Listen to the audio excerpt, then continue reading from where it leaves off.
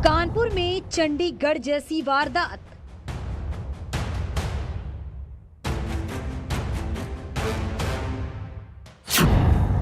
Girls hostel में MMS कांड।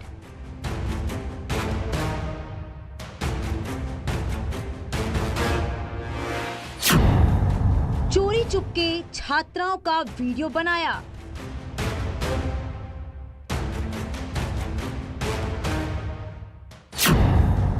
Hostel कर्मचारी ने बनाया वीडियो।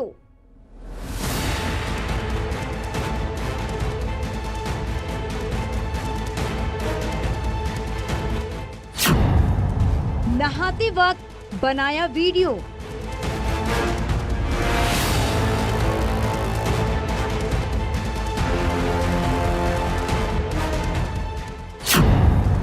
मोबाइल से मिला अश्लील वीडियो।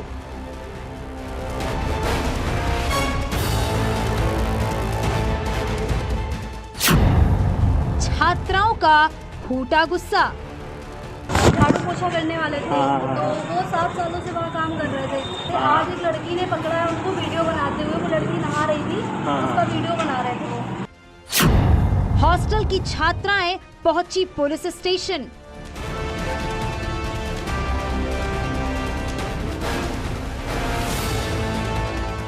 एमएमएस बनाने वाला आरोपी गिरफ्तार।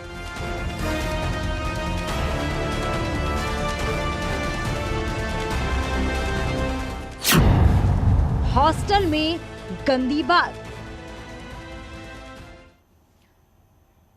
कानपुर के एक प्राइवेट हॉस्टल में छात्राओं के नहाते वक्त एमएमएस बनाए जाने का सनसनीखेज मामला सामने आया। ये ठीक उसी तरीके की घटना है जैसे चंडीगढ़ विश्वविद्यालय में छात्राओं के एमएमएस बनाए जाने पर बवाल हुआ था। कानपुर के जिस हॉस्टल में मामला सामने आया है उसमें एक स्वीपर पर छात्राओं के चुपके से वीडियो बनाने का आरोप लगा है।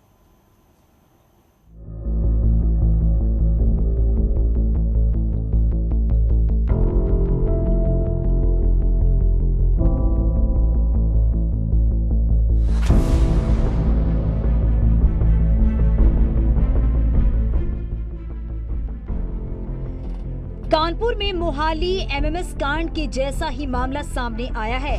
आरोप है कि यहां एक हॉस्टल की छात्राओं का नहाते हुए वीडियो बनाया गया और आरोप लगा कि हॉस्टल में काम करने वाले एक कर्मचारी पर। मामला कानपुर के रावतपुर थाने के काकादेव इलाके का बताया जा रहा है। यहां की साई निवास गर्ल्स हॉस्टल की छात्राओं ने आरोप लगाया कि हॉस्टल में उनका एमएमएस बनाया जाता है। हॉस्टल में 7 साल से काम करने वाला कर्मचारी उनका एमएमएस बना रहा था, लेकिन हॉस्टल की एक छात्रा ने उसे एमएमएस बनाते देख लिया, जिसके बाद मामले का खुलासा हो गया। पोछा करने वाले थे तो वो 7 सालों से वहाँ काम कर रहे थे। आज एक लड़की ने पकड़ा है उनको वीडियो बनाते हुए। वो लड़की नहा रही थी, उसका वीडियो बना रहे थे वो। क्या नाम है उसका वर्कर का? नाम नहीं पता हम लोग को। मतलब ऐसे हम लोग सो रहे होते हैं, आंटी उसको रूम में भेज देती हैं। पहली बात तो हम लोग का गर्ल्स हॉस्टल है, वहाँ पर जेंट्स वर्कर होनी नहीं चाहिए। ये बेटा क्या है? साई हॉस्टल है ना? साई निवास का 60 से 70 60। तो ये किस ये एक लड़की का इसने वीडियो बनाया था? लड़की का नहीं, बहुत सारी लड़कियों का था। मतलब आज गया है। नहीं तो इसके पास कुछ वीडियो मिले हैं? मिले हैं और एक नहीं, बहुत वीडियोज हैं। सुना आपने, हॉस्टल की छात्रा के मुताबिक वहां लंबे समय से एमएमएस बनाने का गोरख धंधा चल रहा था और इसमें कई लोग शामिल हैं। इन छात्राओं का आरोप है कि हॉस्टल की वार्डन काम करने वाले कर्मचारी को उनके कमरे में भेज देती थी। इन छात्राओं का कहना है कि आरोपी के मोबाइल में 1-2 नहीं बल्कि कई लड़कियों के वीडियो हैं। इन छात्राओं ने रावतपुरा पुलिस स्टेशन पहुंचकर शिकायत दर्ज करवाई। गर्ल्स हॉस्टल से कुछ छात्राओं ने पुलिस को शिकायत किया। पुलिस ने तत्काल कार्रवाई करते हुए उसके कर्मचारी, जो अपने कर्मचारी पर आरोप लगाया था, उसको हिरासत में लिया गया है। साथ ही साथ अभियोग पंजीकृत किया गया है। उसके जो कर्मचारी है उसका मोबाइल हम लोग सीज कर रहे हैं और मोबाइल की फॉरेंसिक और सर्विलांस जांच हेतु हम लोग उसको भेज रहे हैं और जो भी तथ्य उसमें आगे प्रकाश में आएंगे उस पर हम लोग सख्त कार्रवाई कर रहे हैं। अभी शिकायत जैसे अभी तक जो प्रारंभिक शिकायत थी कि कुछ लोगों का इसने वीडियो बनाया है, तो वो भी हम लोग इसीलिए उसकी फॉरेंसिक और सर्विलांस जांच करा के जो भी तथ्य प्रकाश में आएंगे उसके आधार पर हम लोग कार्रवाई कर रहे हैं। पुलिस के मुताबिक जिस कर्मचारी पर एमएमएस बनाने के आरोप लगे हैं उसका नाम ऋषि है और वो पिछले 8 साल से हॉस्टल में काम कर रहा था। अभी जैसे आपको पहले ही बताएं कि नीट की छात्रा अभी आई थी, तो उसको एहसास हुआ कि ये हमारा वीडियो बना रहा है, तो चूंकि बना रहा है तो इसी आधार पे पुलिस को सूचना दी। पुलिस तत्काल उसको हिरासत में लेके आई है। कर्मचारी का नाम है अभी ऋषि नाम है, उसका ऋषि नाम है, यहीं सर्वोदय नगर का रहने वाला है। तो आगे जो भी तथ्य और प्रकाश में आएंगे हम लोग कार्रवाई करेंगे। इन छात्राओं का आरोप है कि इस एमएमएस कांड में कई लोग शामिल हो सकते हैं। पोछा करने वाले थे, तो वो 7 सालों से वहाँ काम कर रहे थे। काम कर रहे थे। आज एक लड़की ने पकड़ा है उनको वीडियो बनाते हुए। वो लड़की नहा रही थी, उसका वीडियो बना रहे थे वो। क्या नाम है उसका वर्कर का? नाम नहीं पता हम लोग को। मतलब ऐसे हम लोग सो रहे होते हैं, आंटी उसको रूम में भेज देती हैं। पहली बात तो हम लोग का गर्ल्स हॉस्टल है, वहाँ पर जेंट्स वर्कर होने नहीं चाहिए। ये बेटा क्या है? साई हॉस्टल है ना? साई निवास का 60 से 70। 60। तो ये किस ये एक लड़की का इसने वीडियो बनाया था? लड़की का नहीं, बहुत सारी लड़कियों का था। मतलब आज गया है। लेकिन इसके पास कुछ वीडियो मिले हैं? मिले हैं और एक नहीं, बहुत वीडियोज हैं। इन आरोपों के बाद पुलिस ये पता लगाने में जुट गई है कि कहीं हॉस्टल से कोई एमएमएस रैकेट तो नहीं चलाया जा रहा था और इस कांड में कितने लोग शामिल हैं। फिलहाल पुलिस आरोपी से पूछताछ कर रही है, जिससे इस मामले में और भी कई बड़े खुलासे हो सकते हैं। न्यूज़ 18 के लिए ओम बाबू, कानपुर।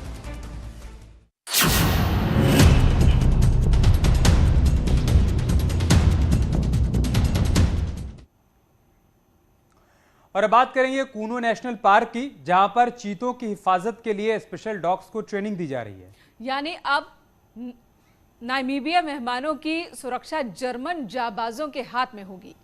देखिए कैसे डॉग्स चीतों की सुरक्षा करेंगे और कूनो का कमांडो बनने के लिए इन डॉग्स को किस तरीके से ट्रेनिंग दी जा रही है। रिपोर्ट देखिए।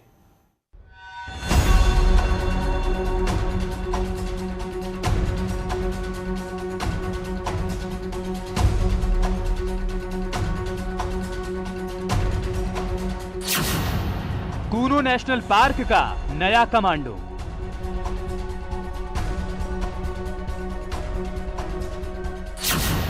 ईलू करेगा चीतों की रखवाली।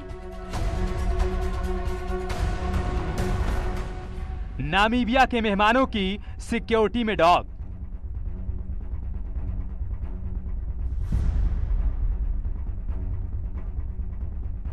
करीब 70 सालों बाद हिंदुस्तान की धरती पर चीतों की मौजूदगी पूरे देश में कौतूहल लेकर आई।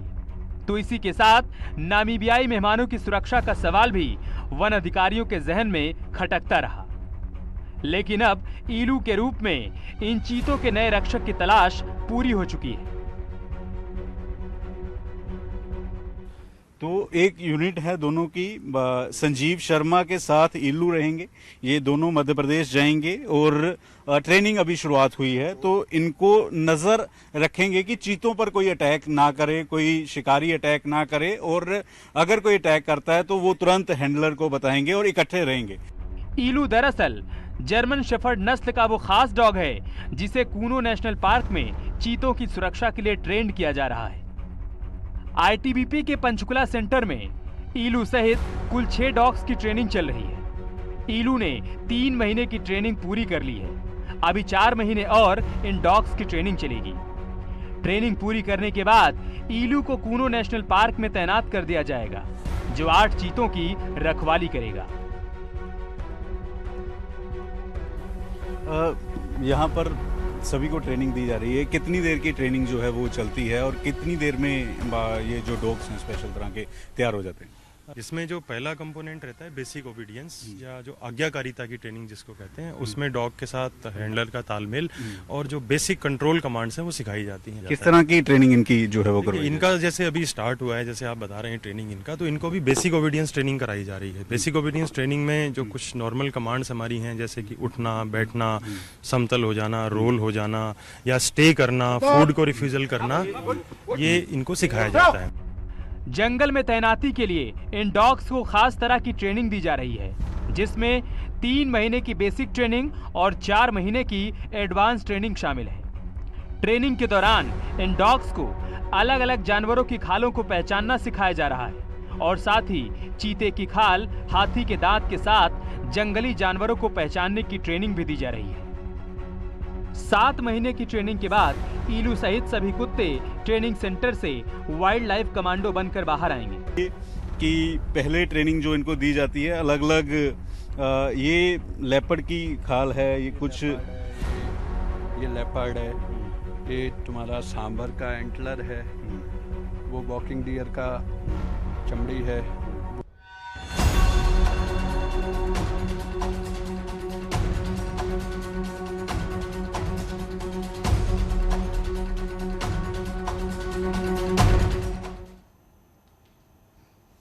इधर गुजरात में विधानसभा चुनाव से पहले पीएम मोदी गुजरात के दौरे पर हैं और इस दौरान पीएम मोदी ने गुजरात को नई परियोजनाओं की सौगात दी। इन्हीं में से एक है Gandhinagar capital Mumbai central Vande Bharat express train, जिसका आज उद्घाटन हुआ। आरामदायक और बेहतर रेल यात्रा के एक नए युग की शुरुआत करते हुए प्रधानमंत्री मोदी नई वंदे भारत एक्सप्रेस 2 का उद्घाटन करेंगे। ये ट्रेन गुजरात और महाराष्ट्र की राजधानियों को जोड़ते हुए गांधीनगर और मुंबई के बीच चलेगी। आपको दिखाते हैं आखिर कैसी दिखती है ये ट्रेन। देखिए न्यूज़ 18 की एक्सक्लूसिव रिपोर्ट।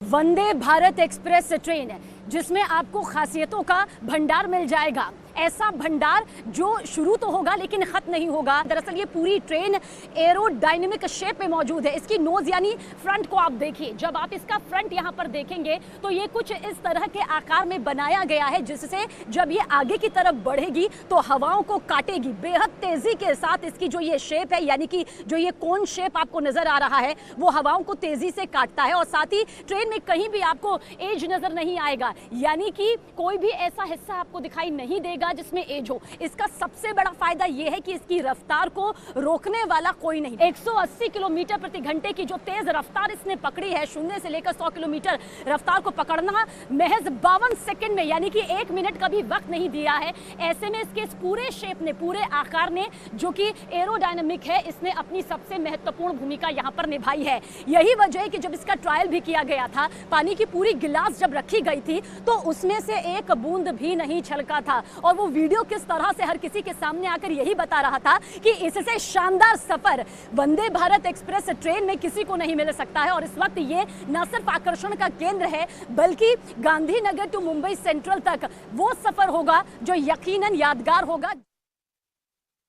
इस वक्त हम वंदे भारत एक्सप्रेस ट्रेन में मौजूद है, यानी कि देश का नंबर 1 न्यूज चैनल आपको वंदे भारत एक्सप्रेस, क्योंकि प्रधानमंत्री नरेंद्र मोदी के जरिए गांधीनगर टू मुंबई सेंट्रल का उद्घाटन जब कल किया जाएगा हरी झंडी दिखाकर, उससे पहले न्यूज 18 इंडिया देश का नंबर 1 चैनल यहां पर पहुंचा हुआ है। पूरी खासियत डिटेल से आपके सामने यहां पर पहुंचाने जा रहे हैं, क्योंकि ये रफ्तार का भी बादशाह है, यानी वो रफ्तार जिसका अंदाजा नहीं था वो भी ट्रायल में सामने आ गई। 0 से लेकर 100 किलोमीटर प्रति घंटे की रफ्तार महज 52 सेकंड में वंदे भारत एक्सप्रेस ट्रेन ने पकड़ ली। इतना ही नहीं, अधिकतम स्पीड इसकी 180 किलोमीटर प्रति घंटे तक रही। जहां तक वजन का सवाल है, क्योंकि वजन के बारे में बताना सबसे पहले इसलिए जरूरी हो जाता है क्योंकि इसका वजन पहले 430 से भी ज्यादा था, यानी कि 430 टन, जिसे बाद में 38 टन घटाकर कम कर दिया गया। अब इसका वजन 392 टन, यानी सीधे तौर पर जब कम किया गया तो रफ्तार से बात करने की जो ट्रेन की रफ्तार है।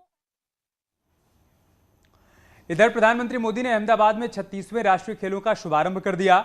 देश में 7 साल बाद राष्ट्रीय खेलों का आयोजन हो रहा है और 36वें राष्ट्रीय खेलों का उद्घाटन समारोह अहमदाबाद में हुआ, नरेंद्र मोदी स्टेडियम में हुआ। इस समारोह में पीएम मोदी ने स्वर्णिम गुजरात यूनिवर्सिटी का वर्चुअल लॉन्च भी किया है। ये यूनिवर्सिटी 100 करोड़ से ज्यादा की लागत से बनी है। पीएम मोदी ने इस कार्यक्रम में जुड़ेगा इंडिया, जीतेगा इंडिया का नारा भी दिया। गुजरात को पहली बार राष्ट्रीय खेलों की मेजबानी का मौका मिला है। गुजरात के 6 शहरों में अलग अलग प्रतियोगिताओं का आयोजन किया जाएगा। ये 6 शहर अहमदाबाद, गांधीनगर, सूरत, बड़ोदरा, राजकोट और भावनगर है। वहीं इस बार नेशनल गेम्स में यूपी की अब तक की सबसे बड़ी टीम शामिल हो रही है, जिसमें यूपी के 415 सदस्य शामिल हैं। इसमें से 307 खिलाड़ी हैं, जबकि 108 अधिकारी हैं। यूपी के इस दल में 120 महिला खिलाड़ी भी शामिल हैं।